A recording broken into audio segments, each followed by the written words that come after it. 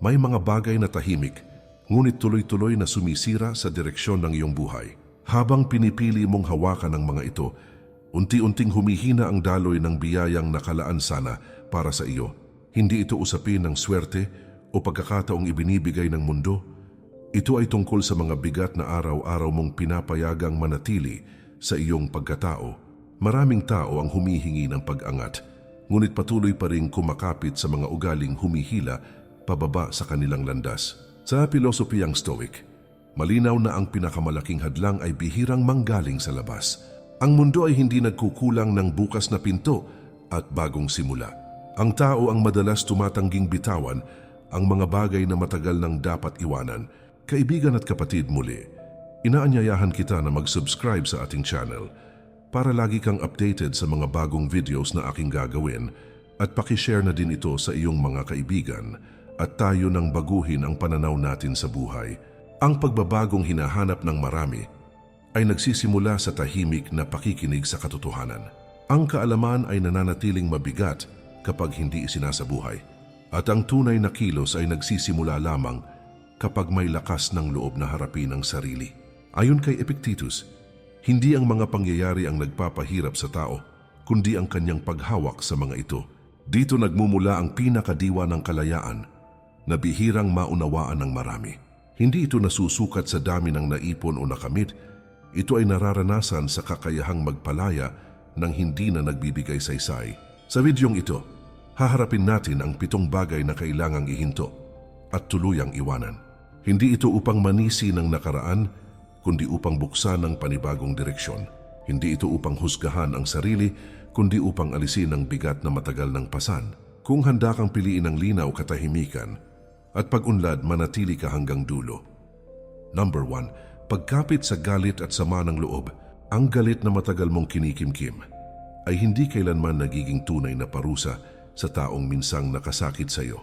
Sa halip, ito ay dahan-dahang nagiging lason na ikaw mismo ang umiinom sa bawat araw na pinipili mong alalahanin ang nakaraan, habang patuloy mong hinahayaang manatili ang damdaming ito sa iyong puso. Mas lalo nitong pinapabigat ang iyong isipan at pagkatao. At sa bigat na iyon, unti-unting nawawala ang espasyong dapat sana ay para sa katahimikan, linaw, at biyayang nararapat sa iyo.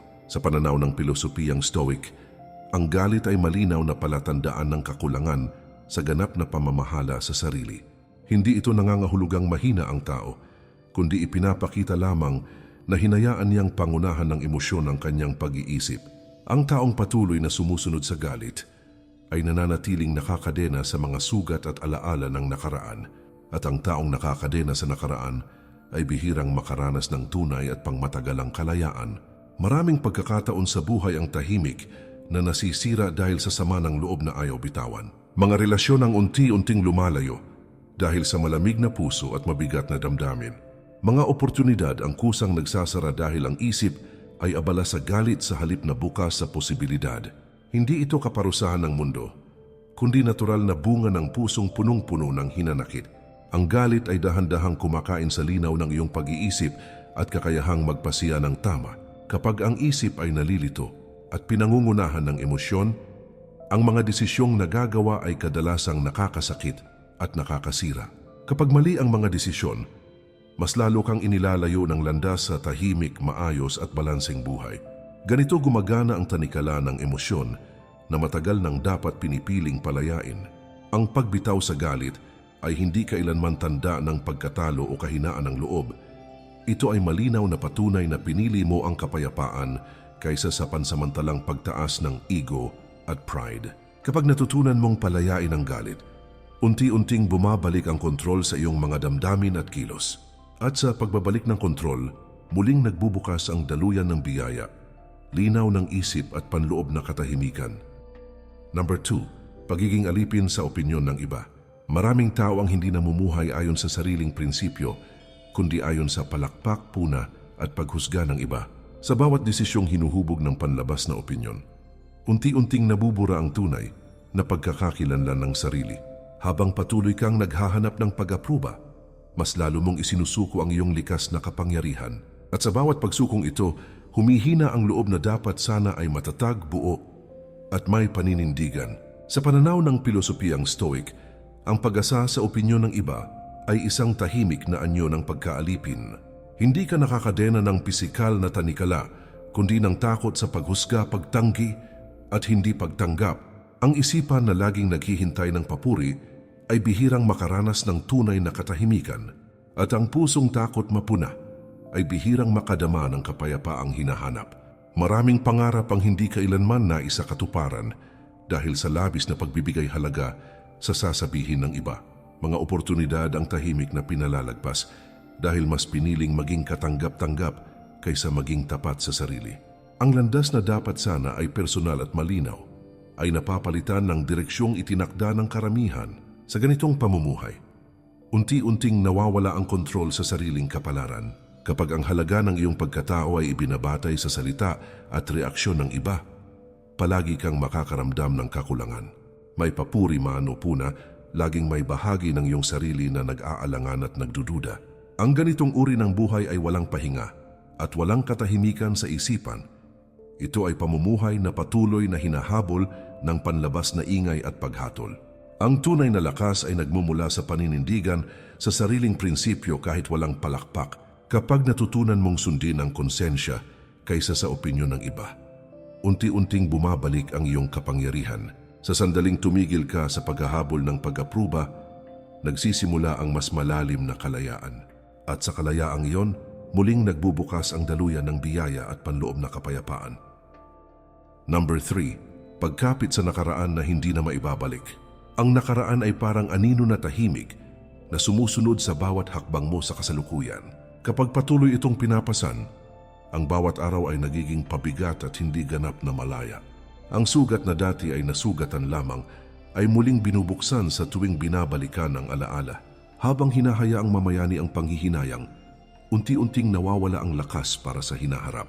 At sa pagkawala ng lakas na iyon, humihina ang kakayahang bumuo ng buhay na dapat ay puno ng biyaya at katahimikan. Sa pilosopiyang Stoic, ang labis na pagkapit sa nakaraan ay tahimik na pagtanggi sa katotohanan ng kasalukuyan. Hindi mababago ang nakaraan, ngunit ang patuloy na paggunita rito ay kayang sirain ang kapayapaan ngayon.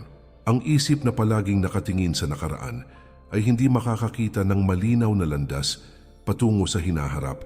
Ang bawat sandali ng pagsisisi ay nagpapabigat sa desisyon at naglilimita sa pagkilos sa kasalukuyan.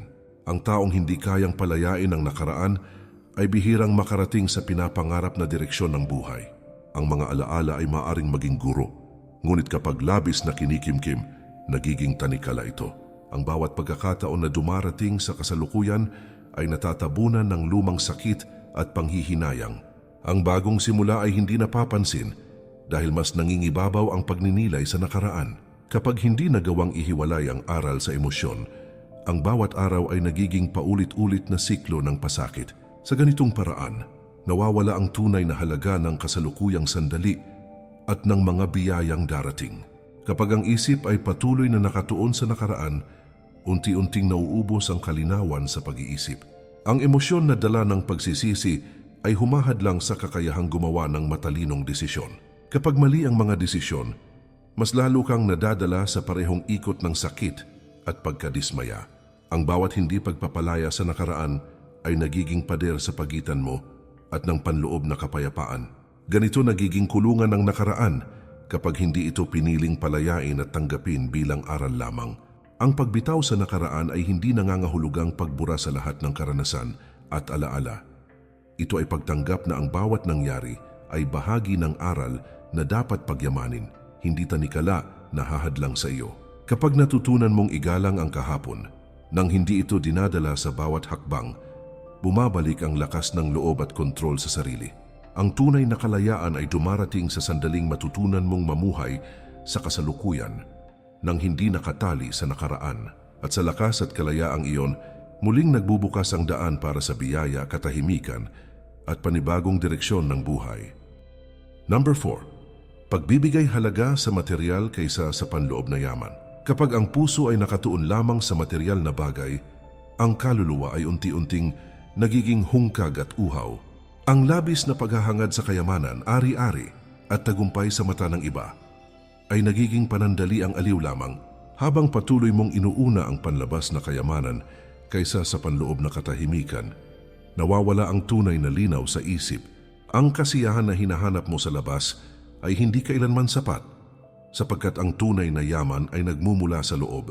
At sa patuloy na paghahangad na ito, unti-unting lumalayo ang puso sa kapayapaan at tunay na kasaganaan. Sa pilosopiyang Stoic, ang labis na pagpapahalaga sa material ay tanda ng pagkaalipin sa panlabas na mundo. Hindi ang ari-ari ang nagpapalakas o nagpapahina sa tao, kundi ang kanyang pag-uugali at pagtanggap sa realidad. Ang bawat araw na ginugugol sa paghahabol ng material na bagay ay sandaling nasasayang na pwedeng ilaan sa paglago ng sarili. Ang isip na palaging abala sa material ay bihirang maranasan ang katahimikan ng puso, at ang pusong alipin ng kayamanan ay bihirang makakita ng tunay na kalayaan. Kapag ang halaga ng tao ay nasusukat sa kung ano ang naipon o naipakita, palaging may kulang at kakulangan. Ang paghahangad ng higit pa kaysa sa nararapat ay nagiging sanhi ng pagkabigo at pagkabalisa.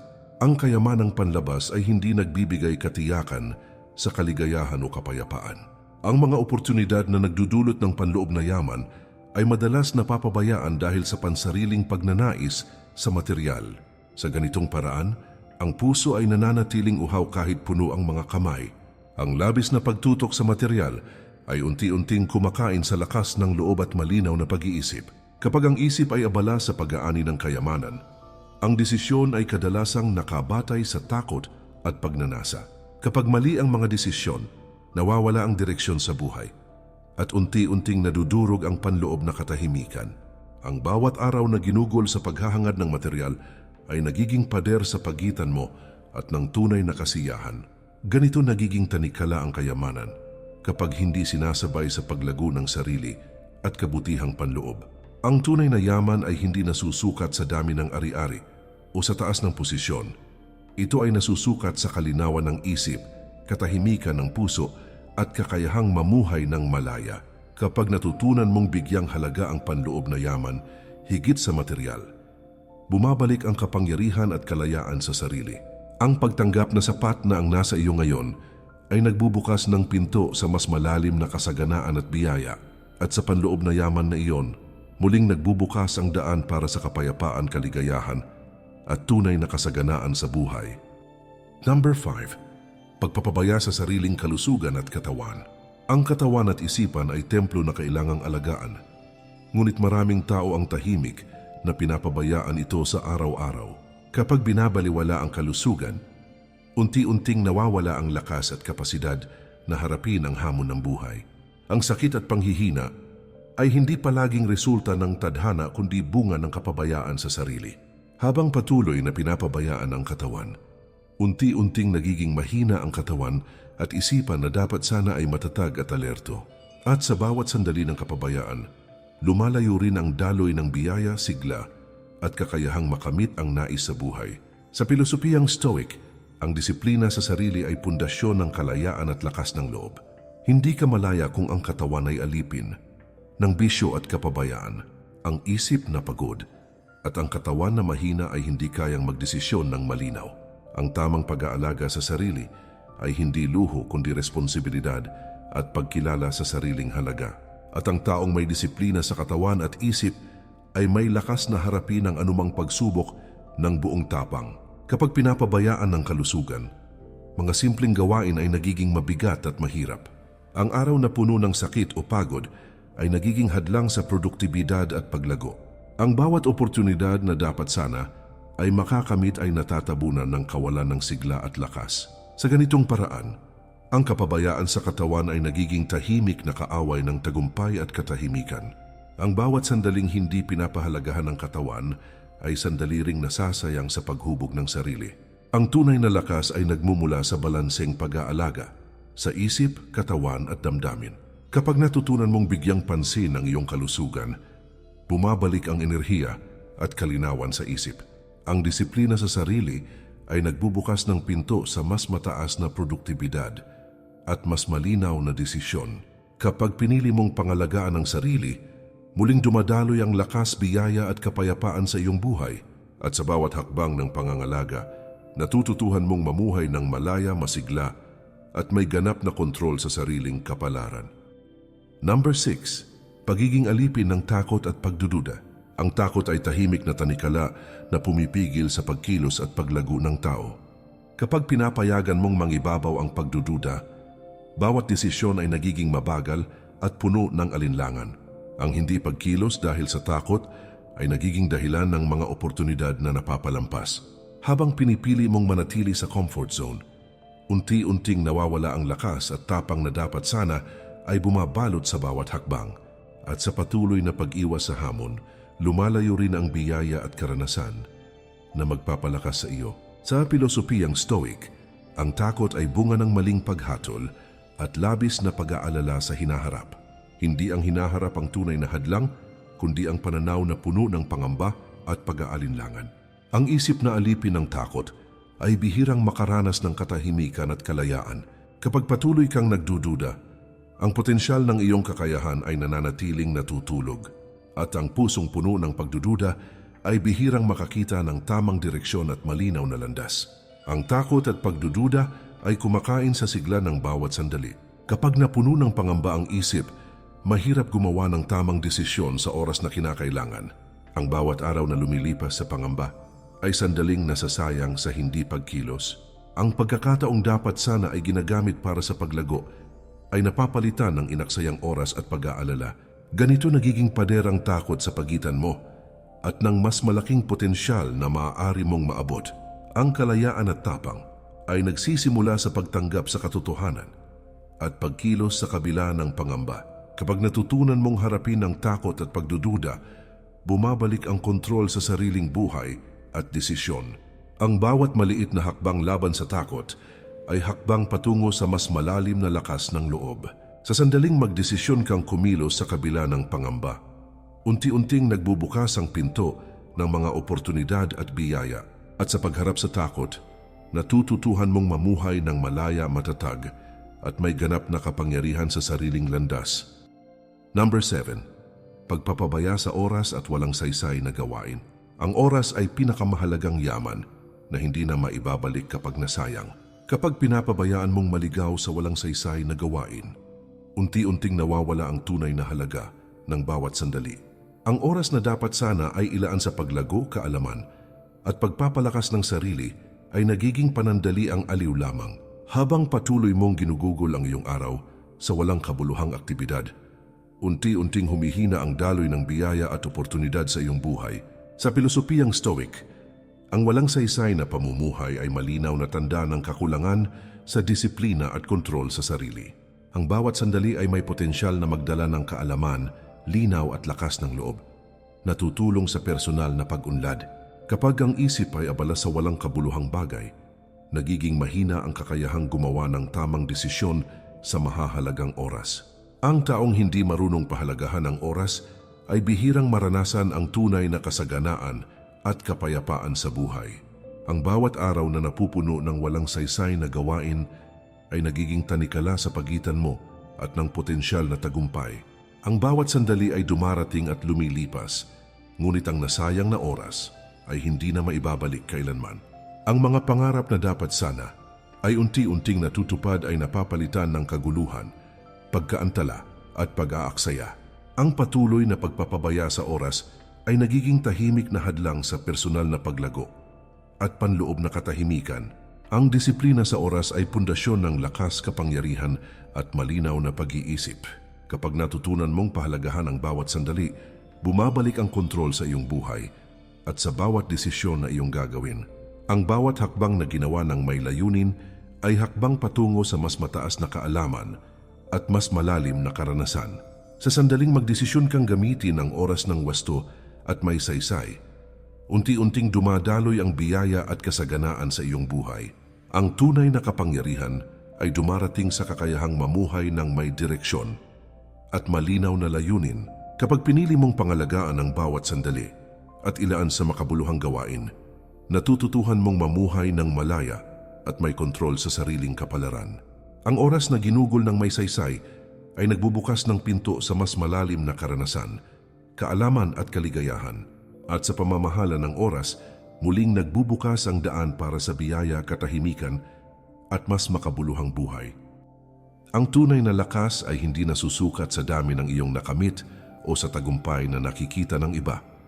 Ito ay nasusukat sa kakayahang palayain ang sarili mula sa bigat na hindi nararapat pasanin, sa tapang na harapin ang realidad at sa disiplina na mamuhay ng may linaw at direksyon. Ang mga bagay na pinili mong bitawan ngayon ay hindi pagkawala kundi pagbabalik ng puwang para sa biyaya at katahimikan. Kapag natutunan mong mamuhay ng may kontrol sa sarili at malay sa bawat hakbang, unti-unting dumarating ang tunay na kalayaan. Sa bawat hakbang na iyong gagawin, alalahanin na ang kapangyarihan at kapayapaan ay nasa loob mo at tanging ikaw ang may kakayahang palayain ang sarili. Kaibigan at kapatid, muli, inaanyayahan kita na mag-subscribe sa ating channel para lagi kang updated sa mga bagong videos na aking gagawin at pakishare na din ito sa iyong mga kaibigan at tayo nang baguhin ang pananaw natin sa buhay. Ang pag-unlad ay hindi nagmumula sa panlabas na mundo, kundi sa katahimikan at karunungan ng puso at isipan. Kapag pinili mong tahakin ang landas ng disiplina, katinuan at kalayaan, bawat sandali ay nagiging hakbang patungo sa mas makabuluhang buhay. At sa huli, ang bawat bigat na iyong binitawan ay nagiging tulay na nagdadala sa iyo sa mas mataas na bersyon ng sarili, sa mas malalim na biyaya at sa ganap na katahimikan ng kalooban. Maraming salamat po. Mag-ingat po tayo palagi at kay Lord palagi ang papuri.